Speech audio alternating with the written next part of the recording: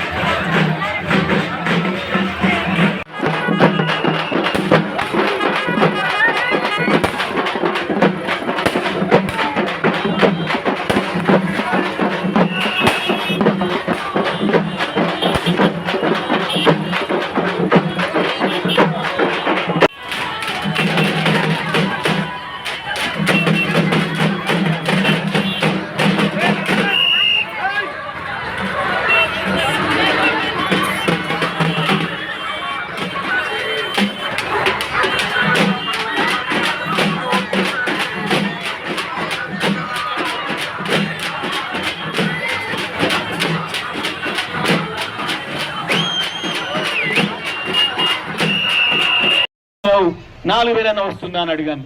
ఆ 4,000 కూడా రాలేదని ఎప్పుడైతే చెప్పిండో 4,000 రాని వాళ్ళందరూ ఇటు రండి, 4,000 వచ్చిన వాళ్ళు అటుకోండి అని చెప్పండి. ఇది మనం చేయాల్సింది ఇవాళ గ్రామాలలో. ఇంకొక మాట కూడా చెప్పండి, వీళ్ళందరూ ఎదురు చూస్తారు, మా 2,500 సంగతి చెప్తలేడేది సారు అని. మీకు 2,500 ఎమ్మటి పంపండి. మనకా నుంచి వెళ్ళి నీళ్లు పోయినాయి.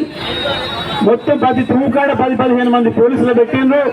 ఒక్క చుక్క నీళ్లు మనకు రానియకుండా చేసి ఖమ్మం తీసుకుపోయారు, మన నీళ్ళు నిలబెట్టిండ్రు.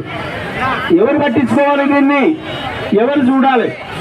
మన ఎమ్మెల్యేలు చూడాలి. మొదలు మన ఎమ్మెల్యే చూసి కొట్లాడాలి. నీళ్ళని తీసుకురావడానికి ముఖ్యమంత్రిని అడగాలి, ఏం పద్ధతిలో పనిచేయాలనో మాట్లాడాలి. కానీ మీరు ఒక ఎమ్మెల్యేని ఎన్నుకున్నారు పాపం. ఏం తెలిసి ఎన్నుకున్నారో తెలియక ఎందుకో ఎన్నుకున్నారు పాపం. భగత్ని కాదని చెప్పి ఆయన పెట్టుకున్నారు. ఆయన దగ్గర పోయినట మన వాళ్ళందరూ, రైతులందరూ జీపులు వేసుకొని పోయినట.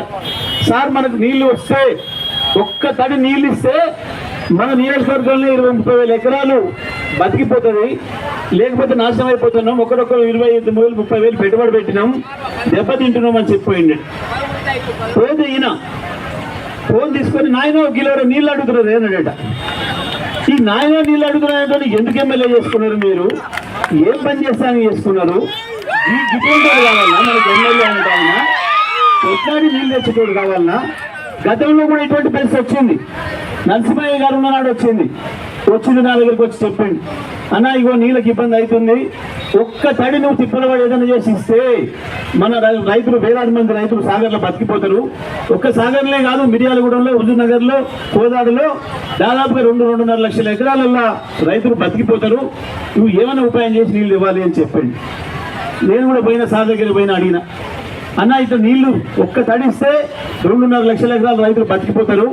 కానీ అధికారులు అడిగితే కేఆర్ఎంబి ఉంది, అది ఉంది, ఇది ఉంది, నిబంధనలు అడ్డ ఉన్నాయి అని చెప్పి మాట్లాడుతున్నారు. మన వాటా ఎంతో తెలిసి వాటా ప్రకారం నీళ్లు డ్రా చేసేదానికి నేను పోరాటం చేస్తానని మాటిస్తున్నాను. అదేవిధంగా ఈ ప్రాంతంలో పూర్తిగా పేద ప్రజలే ఉంటారు కనుక ప్రతి మండలానికి కార్పొరేట్ విద్యాలయాలు, అదేవిధంగా కార్పొరేట్ వైద్యశాలలు ఉండే విధంగా పోరాటం చేస్తానని చెప్పి మీకు మాటిస్తున్నాను. అదేవిధంగా ఈ ప్రాంతానికి రైలు మార్గం రావడానికి నేను పూర్తిగా మాటిస్తున్నాను. రైలు మార్గం రానికే పూర్తిగా మాటిస్తున్నాను. అదేవిధంగా ఈ తెలంగాణలో కేసీఆర్ వస్తే ఏమైందో తెలిసి కనుక ఒక్కసారి ఆలోచించండి ప్రజలారా. కేసీఆర్ గారు వచ్చినట్టయితే రైతులకు గ్రామాలే పూర్తిగా తెలుసు. రైతు బంధు రాలే, రైతు బంధు రాలేదు, రుణమాఫీ కాలేదు, మీకు పంటకు గిట్టుబాటు ధర జరగలేదు. అదేవిధంగా 500 బోనస్ ఇస్తున్నాడు, బోనస్ ఇవ్వలేదు. మహిళలకు 2500 ఇస్తున్నాడు, ఇవ్వలేదు. వృద్ధులకు 2000 చాలై 4000 ఇస్తున్నాడు, ఇవ్వలేదు. ఇవన్నీ రానీకే మీరు నాకంటే కేసీఆర్కు ఓటేస్తే ఇవన్నీ వస్తాయని చెప్పి మీకు మాటిస్తున్నాను. ముఖ్యంగా అదేవిధంగా ఈ పార్టీ ఫిరాయింపుల మీద నేను ఒక మాట చెప్తున్నా. నన్ను మీరు గెలిపించి పార్లమెంట్ పంపించినట్టయితే మీ మాట కోసం పోరాటం చేస్తాను. నా మదిలో ఎలాంటి పార్టీలు మారే ఆలోచన రాదు. ఒకవేళ వచ్చే కంటే ఒక్క క్షణం ముందు ఆ దేవుని ప్రార్థిస్తున్నాను, నన్ను చంపేమని చెప్పి మీ అందరూ కూడా మాట ఇస్తున్నాను. అట్లాంటి పరిస్థితి ఉండదని చెప్పి జై తెలంగాణ, జై తెలంగాణ. కారు గుర్తుగా కేసీఆర్ గారు నాయకత్వం, జగదీశ్ రెడ్డి గారు నాయకత్వం,